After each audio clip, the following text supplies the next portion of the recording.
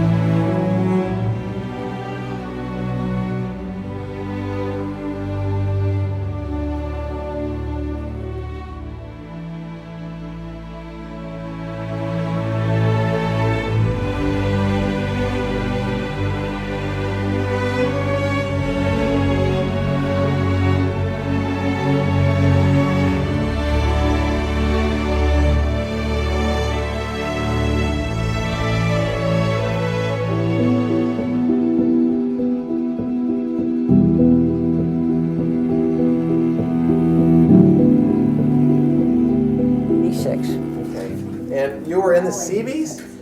I was in the Seabees. I didn't start out with the Seabees. I got assigned to the Seabees. Okay. Where did you start out with? Well, I started out in boot camp like Bonnie. I was in the 2nd Regiment up there, and I started out in January, enlisted, but I couldn't get in until March the 5th, 1943. And then from there, I went up to Boston to storekeeping school. In fact, we took all these aptitude tests in boot camp, and they said, oh, I was high in mechanics. So they said, you'll probably be sent to radio school. So I'm looking at the charts. I wasn't in radio school. I said, oh my gosh, I hope they didn't give me a pharmacist mate. Looked there, I wasn't there. Finally, I looked storekeeper school. That's where I went. But my background is storekeeping. I mean, I was in the accounting department of the Bell Telephone, so I guess they thought I was pretty good at, with the numbers. So I went up there for 3 months, and it was it was quite a thing. We had civilian teachers. I went to Bryant and Stratton Business College up there, and we graduated. And then from there, they asked me, where would you like to be sent if you have a choice? I said, well, either coast, any place but Washington, D.C. I didn't want to go to Washington, D.C. So they said, okay. So I looked at the chart. They sent me with the Seabees. Well, I never heard of a Seabee because they only started up in the end of 1942. But I remember seeing a sign that said Seabees. And so another girl, she was going to the Seabees, so we went up together. Well, it was really a great place. It was 25,000 men and 100 of us. So the first morning we woke up there were about 50 sailors hanging on a fence looking. But they had to take the fence down because it was a safety hazard, because if the barracks ever caught on fire, well, they wouldn't be able to get to it. But they got used to us, and the first couple of weeks we were there, we had nothing but rusty water in the barracks. Oh my gosh, what, I left home? And but anyway, it all straightened out. But those Seabees were great to us. They built us lockers, and they built us cubicles, and they were really great. Well, I want to ask you a question that I asked Bonnie about Pearl Harbor. Do you remember where you were on December 7th, 41? And yes, I do. Tell me how you heard the news. Well, my dad always had the radio on, and it was a Sunday afternoon, and they said Pearl, and I don't know what the heck that meant. Pearl Harbor, where's that, you know? And but I was shocked. Of course, I was too young to get in the service then too, because you had to be 20 and with your parents' signature. And then when I got to be 20, my dad said, you're not going to go there. So I went to join the Y, and at the Y, I couldn't get in. They said I had an enlarged thyroid. So my dad said, oh, she won't be able to make it. But anyway, he said, yeah, I'll sign. So I went over to Philadelphia, took all the tests, then they give you a physical, and then I had to get my father's signature, and I was in. But my dad was real proud after he signed, because he was like in his early 40s. He could have really gone in, I guess, because he was in World War I. But of course, he had a family to support. So, but then March the 5th, I went to active duty up to New York. Now, again, like with Bonnie, there were few women in World War II in the military, it seems, and you said you were one of 100 women with all these men. I mean, yeah. I mean, well, that was a training center. That's why there were all these men, and there was only about maybe a couple hundred on the staff. On the was that a fun experience? Was it a challenge? Was it? Oh, it was great. I mean, my first job up there in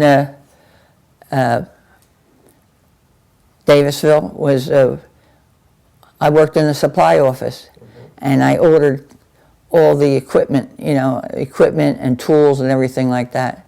And I did that for a while. Then I got into ship service, and I ordered stuff for like the women. And then after that, when the war was over, I quit my job. I thought I was getting out. I don't know how, to this day, I don't know how I quit my job. So I didn't have a job. So they made me master at arms. Because you had to have 29 points to get out. Well, you get a half a point for each year of your age, and you get a half a point for every month you were in. Well, I only had 26 points. So I had to stay 3 more months at least. No, more than that. I had to stay almost 6 months because it was only half a point. Because I wasn't going to get older, only about a half a year. So come February, I had enough points.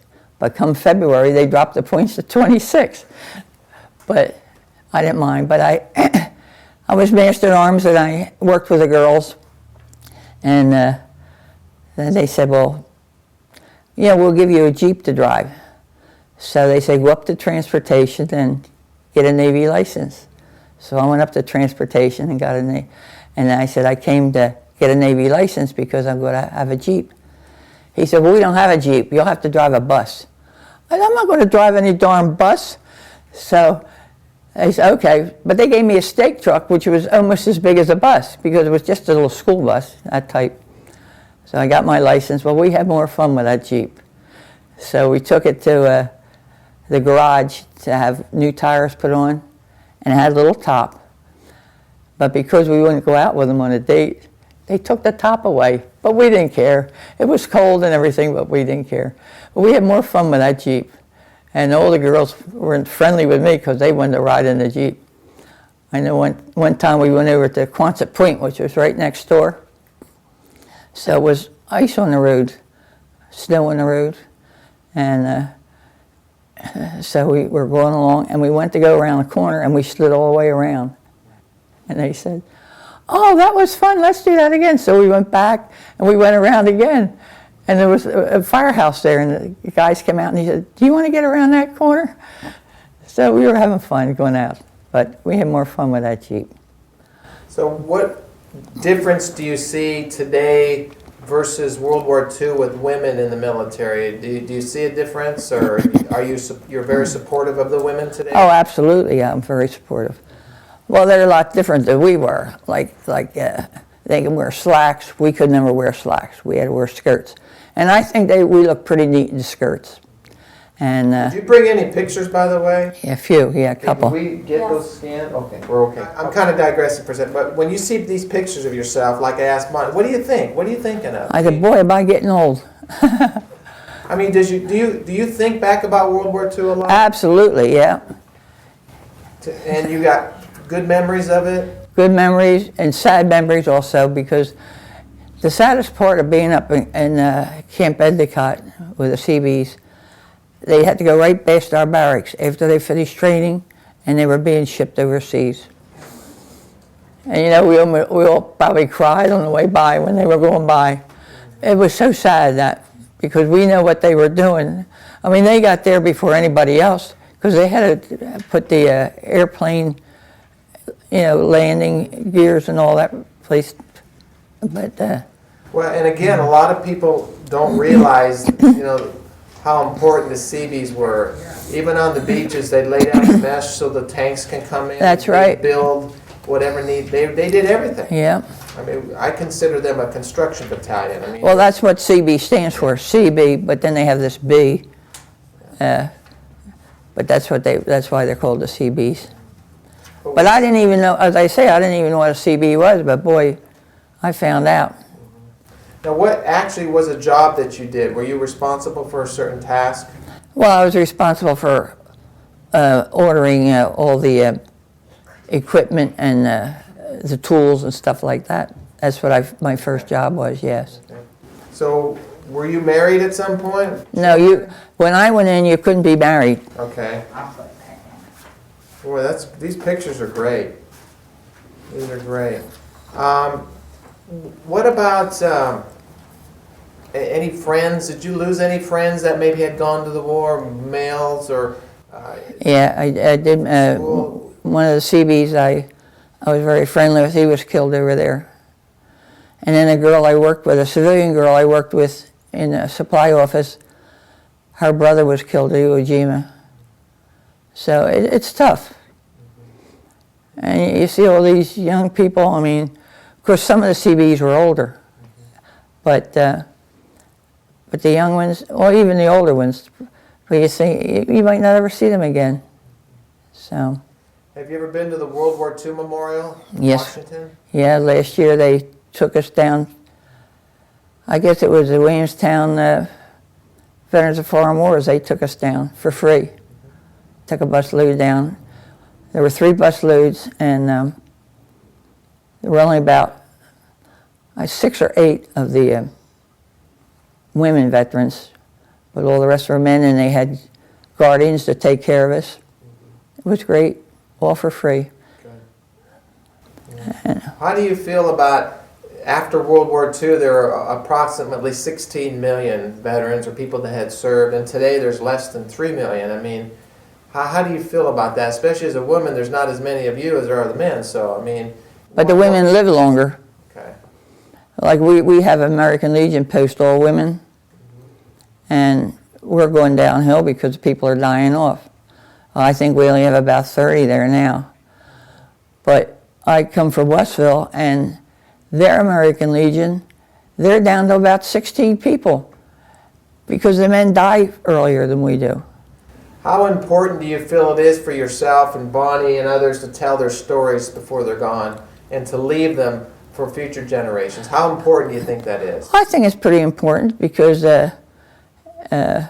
we were the pioneers, and if it wasn't for us, like when we were down in Washington, see that memorial, we had an ensign there, and she thanked everybody, you know, us women. She thanked us because she's going down there and she's learned to be a doctor, and from us being the pioneers, you know, she can do that. Yeah. What else can you tell me about World War II during the time? When did you get out of the military? February 5th, 1946. Okay. So you were aware of the ending of the war in Europe and in the Pacific, and any thoughts about any major battles of the war, how you were involved as far as just being in the military? What are your recollections maybe of D-Day? You mentioned Iwo Jima. I mean, were these things that you learned about? Yeah, we learned about them, and as I say, that civilian girl's brother was killed at Iwo Jima, and that was a very sad thing because I knew her pretty good, you know, and do you think our country is forgetting about what happened in World War II? I don't think the veterans are forgetting it, but I think a lot of other people are. So. It's like Bonnie mentioned Pearl Harbor. This young person didn't even know what anything. I know. They think of someplace in Georgia. That's what somebody told me. Oh, isn't that someplace in Georgia? I mean, it's sad that they don't know. I know where my grandson goes to school, they are teaching more about the military than they used to, because he called me up on Veterans Day and wished me a happy Veterans Day. So. And what does Veterans Day mean to you? Oh, it means so much. I mean, I'm part of it, and I honor all the people that were in the military. And I think everybody had a harder job than I did, but I appreciate everybody that was in, and I have a lot of respect. Well, it should be a day we observe and recognize our veterans. How have you felt like a veteran all of the years, like Bonnie just? No, I didn't. I didn't at all. I mean, I didn't even tell anybody I was in the military, except the people I worked with. They knew it because I went back to the Bell Telephone, and then I had my children, and I didn't work for a while. Then I worked at another place after my children were growing up. I got a job, and I didn't know. You know, I didn't mention anything about the military. And there was a girl that I worked with. She was in the military, and I didn't know she was in. She didn't know I was in. And then one day she showed up at the American Legion. And I said, oh my gosh. I said, I didn't know you were in the Navy. So she was in the Navy also. Of course, there was Army people around too, but we knew, I mean, I knew mostly Navy people. I'm going to ask you a couple of questions I asked Bonnie. What does freedom mean to you, Ruth? Oh, freedom. Freedom means getting up in the morning and knowing you have a place to go and you don't have any worries about being attacked and being able to do what you want, have the religion you want, go to the movies you want, go any place you want to go, and don't worry about people, you know, putting a bomb under you. What about the price or the cost for freedom? Well, that's high cost. It's a high cost. And I don't think people realize how high it is, because we lost a lot of people in the wars. And it seems like it's going to be the end. And like after World War I, you thought that was it. And then we got to World War II, and that was it. We're still fighting. So, but we have a lot of brave men and women doing the job. What about the American flag? What does that mean and represent to you? I get a thrill out of seeing it. I always have a flag in front of my house. I have a flag on my front door, and I'm a big flag waver. And my father was the same way. I still remember him always for the military. So it kind of runs in the family. And your thoughts about the current election, how it turned out in our country? Well, I'm not thrilled about it, but I hope everything goes well. I think that the promises that were made, even before he was elected, couldn't happen, and now they're all going downhill.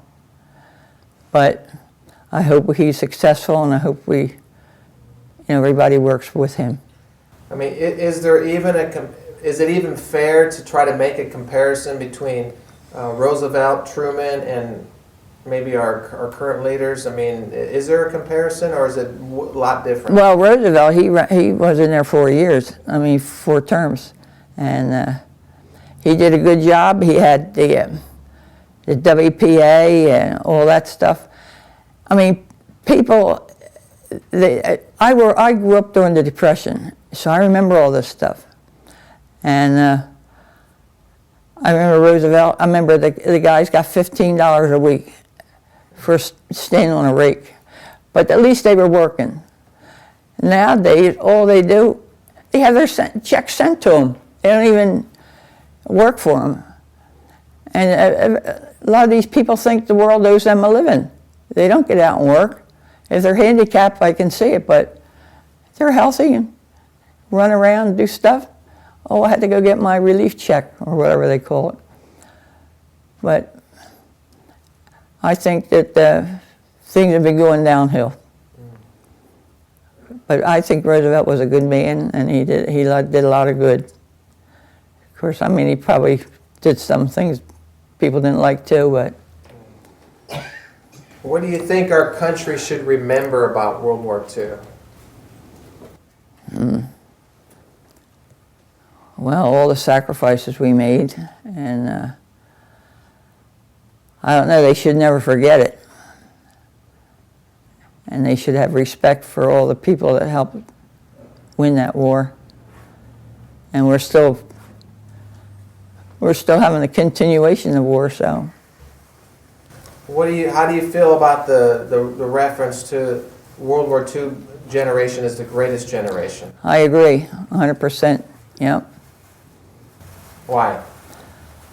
Because World War II, the generation, most of us went through the Depression, and then we went into the war, and now I mean the whole thing together. Because I remember. I guess I thought everybody was poor, but there goes Ruth, the girl with instead of that, there's Ruth, the girl that wears the blue dress, because you didn't have many clothes, and you had your shoes, you had to put cardboard in the bottom when you got a hole, and then they had these little things called, I don't know, but they were little soles. For 10 cents you could put them on the bottom of your soles, and so you didn't have to buy a new pair of shoes. Of course, shoes only cost $1.98, but nobody had $1.98. And then they had, like I remember bread was only 6 cents a loaf, and a big loaf was 8 cents. But people helped one another too, and they didn't see what they could get out of you. Like if you had a little extra food, you give it to your neighbor, and if they had something, they give it to you. And you never locked your doors, because, people weren't like that. Now, my gosh, you have to keep them locked night and day. So. We were kind of discussing the Gold Star mothers. Do you know about that? Tell me about what all that was, the stars in the windows. Well, the Gold Stars were the ones that had lost people in the service, in the blue. And they had, whether you're in the service. Like my mother had 3 in the window because, 3 stars, because my brother, I was in first, and then my brother-in-law, and then my brother. My brother wasn't old enough to go in. He was only 16 when I left. And then when he got to be 17, he joined the Navy too. So. Do you know if there was a silver star like when they went overseas, or was there just a blue and a gold? I only remember the blue and the gold. If there was any other ones, I don't remember it. Were there, I think I've already asked you, but about anybody that might have died that you knew, was the telegrams the way families were notified that somebody was wounded? Or I had a girlfriend, and my very close friend when I was growing up. I had this one girlfriend, and she was married in 1941. I think before the war. Yeah, because it was Valentine's Day, 1941. And her husband was about 6'2", and he only weighed about 135 pounds. He was thin. I mean, he wasn't, I don't know if he wasn't well or what, but he looked okay to me. But anyway, he was drafted. And he was drafted in the Army. And they had a little baby too. And after 6 weeks, he went overseas, and he was killed. Oh boy, that really hit me hard, because I got a letter from her. She said she got a telegram that her husband was killed in the war. So, and if it wasn't for her husband being killed, I wouldn't have met my husband, because her husband had a nephew, which was almost the same age as he was. So his nephew came around and saw her, and dated her again. And the nephew was in the service with my husband. And so that's how I met my husband, through her. So. Does World War II seem like 60 years ago, or like another lifetime, or is it still part of your life? Well, no, it seems like a long time ago, but yet you never forget it. I mean, I can almost remember everything that happened, I remember we decided, this other girl and I, we decided we had a 6-day leave. So we thought, we'll go next door to Quonset Point. Maybe we can get a ride down to Philadelphia. Two enlisted waves sitting there waiting, and all the officers got on the planes that were going this way and that way. So, we didn't get a ride. So we were walking around the base there, and we thought, we'll walk home, we'll walk back, and we'll have to take a train to Philadelphia. So this guy came up to us, and he had his arm in a sling. And I thought he was a chief, because I didn't notice he had a real wide sling on there. It was Commodore Perry, and he was the head of that base there. And he says to us, "You're not one of my girls, are you?" And we didn't know what he was talking about, but we said no, because we didn't know what he was talking about. Here we found out he was the head of that base, Quonset Point. He said, "You going south?" And we said, "Yeah." And he says, "You want to ride?" And we said, "Yeah." So he said, "Well, my plane's out there." He said, it was a 5-passenger. He said, "You go out, I'm going to say goodbye to my sister, and I'll be right out." And there was a sailor staying there. He said, "Should we take him too?" And we said, "Yeah." So the three of us went and got on his plane. He had his own pilot, because he was not unable to fly, because his arm was in a sling. And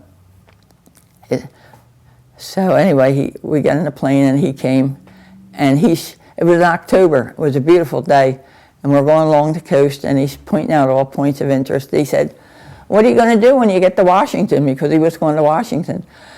Because we knew he was going to Washington after he said he was going to Washington. And so we said, "Well, we're going to take a train back to Philadelphia." But we thought it was nice to go down there and to take a train back from Philadelphia. So he said, he said, "Why didn't you tell me you were going to Philadelphia?" He said, "I'll call and see if I can land at the Navy Yard." So he called in, and they said, "Yeah, you can land." Dixie Kiefer, that was the name. Dixie Kiefer, he says. So we landed, and two little waves get off, big waves, got off the plane, and they said, "We want to see Dixie," because he was quite popular. We didn't know, but he was. So the captain was there, and he wanted him to come off and have a cup of coffee with him. So Dixie Kiefer did get off. And he said, I'm coming back Sunday. And we said, well, we got a 6-day leave. So he offered to pick us up. So he said to the captain, make sure these girls get a ride into Center City. So here we were in the captain's car going to Center City. But that was neat. Little things like that. So, do you ever think about dying? Dying? Not really. I know I'm not going to live forever. But I think, oh, wait till they see this house after I die. All this junk. My one daughter is a neat Nick. She puts stuff away and I can't find it. I said, leave the junk. I know where the junk is. But what do you want people to remember about you and your family when you're gone someday? well, I hope they remember that I was a good person. I did my best. And it was no big deal, but I did my best, and I had a good life. I had a great life. I grew up through the Depression and the war and everything, and it was really great. I have no regrets. I mean, God's been good. Thank God every night for keeping me safe. And all my friends. Good. Yeah. Well, I'm going to ask you to give me a salute. Also, like Bonnie, when I tell you, could you give me a salute from where you're sitting there? Mm-hmm. Okay. I don't know if you saluted in the Seabees, but I'm going to. Yes, we did. Let me see one of those Seabees salutes. All right. Thank you. You know what? That looked just like the Army, the Marines, the Air Force, and the Navy salute. Wow.